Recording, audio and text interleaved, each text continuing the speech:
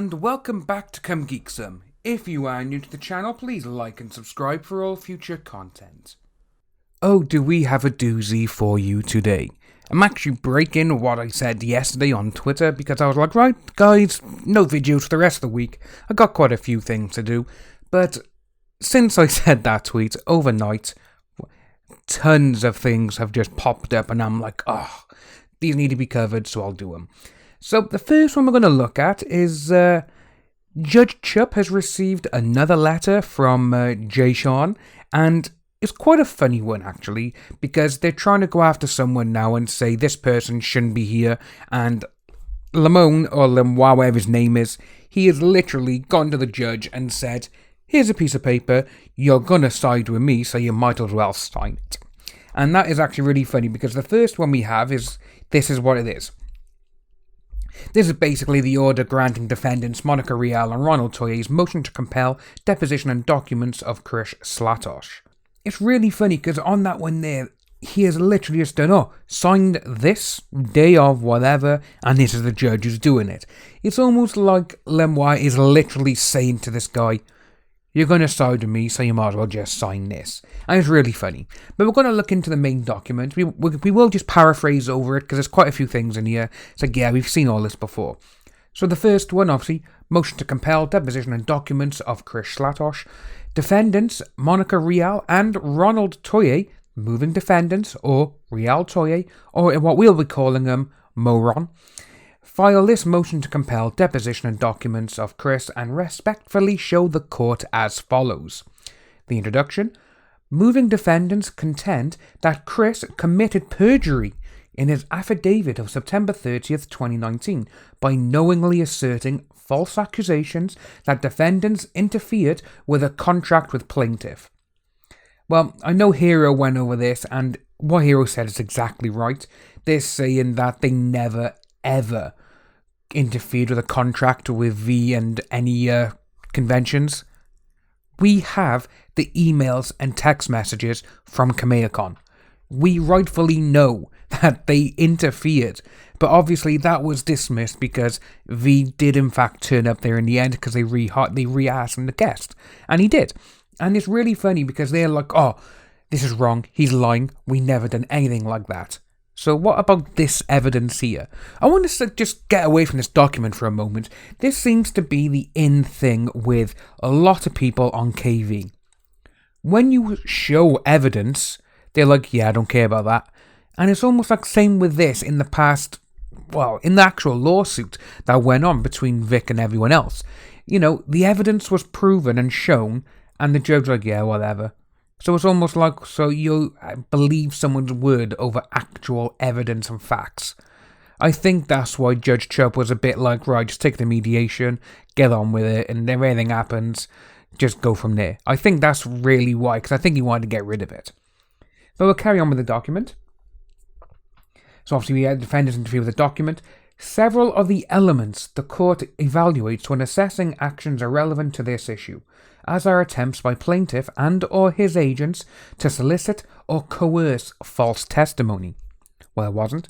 Chris is a non-party and anything communicated to him by plaintiff or his agents is not shielded under any relevant privilege.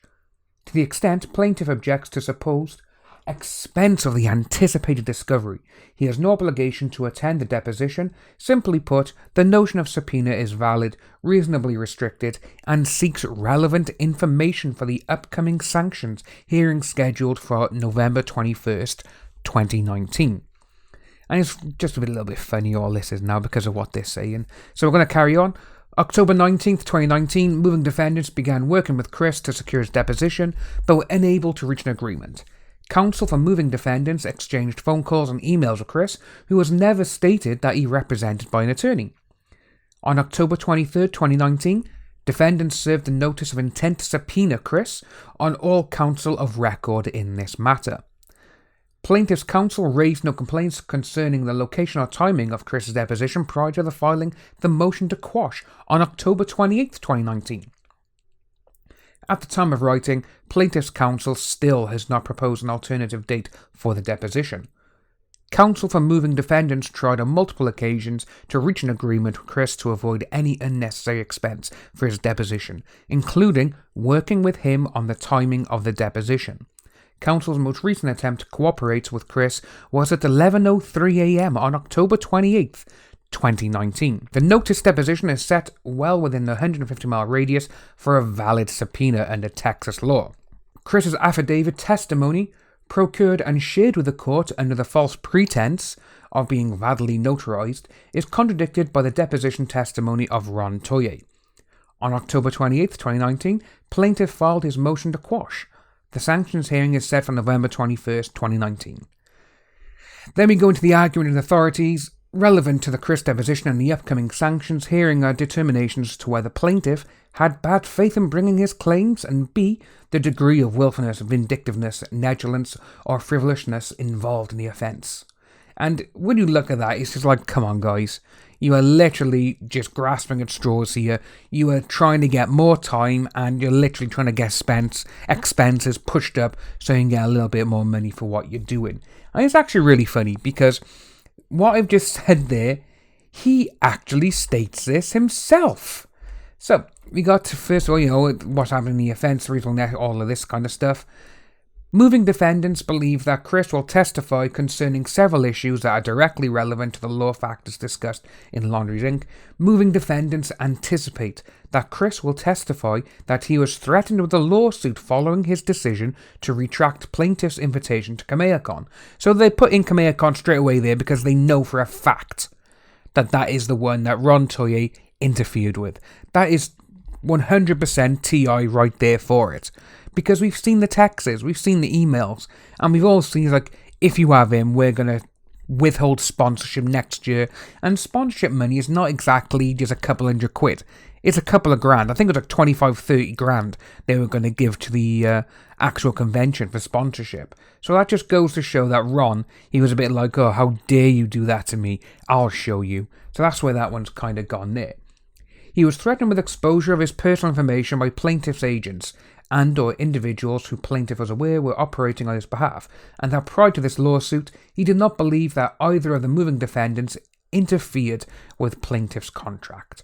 Chris will also testify concerning the conduct of plaintiff, his counsel, and his agents throughout the litigation, up to and including the fraudulent affidavit. Well, it wasn't fraudulent. If you want to go that way, Jay Sean, you can have V and Ty go against Monica's, against Ron's, against everyone, because Monica has said that people saw things, and those people have come out and said, no, nothing happened. So I think that's where you're a bit like, it's almost like you're still trying to get brownie points. Moving defendants asked the court to overrule plaintiff's objection under Texas Rule of Civil Procedure as inapplicable to the notice. Motion to squash the subpoena attached to going on there, 150 miles. And it's really funny because this is where I was saying about last time where they were like, oh, I was saying they're only doing this to try and drive up costs. Well, they actually say it here. So you got moving defendants also asked the court to overrule objection to time and place, but this is the one here. The court should overrule the assertion that moving defendants are attempting to harass and intimidate a non-party and drive up costs. So they're putting that in there just to say, oh, well, when we're not doing that. But you are. It's going about when someone says, oh, well, I'm not threatening you, but this is going to happen. And, it's that sort of thing there. He's using the tactic of, oh, well, I'm not going to do nothing, but then they do. And he's saying the court should overrule all these things. It's like, wow, are you desperately trying to save these maidens, Jay Sean? Or are you really trying to get into the judge's pocket and be like, oh, I want to be a judge now, can you come and help me? That's what it seems to be, and it's actually really funny. But with all of this, Ty actually sent an email as well. This is from Monday the 28th of October, and Ty said, your notice to depose Chris and the attached subpoena Juice's team is improper. It has no relevance to your fee request or the determination of a sanction to deter violations of the TCPA, nor do we agree that you are allowed to conduct discovery at this time. In addition, the subpoena Juice's team asks for privileged information. I will assume that you do not intend to withdraw them if they haven't been withdrawn by 4:30 today. we will file a motion to quash and for protective order in that case. And I think that's really good on Toye's behalf, because when you see all of this now, you do really need to think, right, okay, we need to play smart, and hopefully Toye has got a bit of a better game plan for this one. Let me know what you all think in the comments below. So if you are new to the channel, like and subscribe, people, you lovely bunch of human beings, you. Spread the video far and wide, and I'll see all you lovely people soon.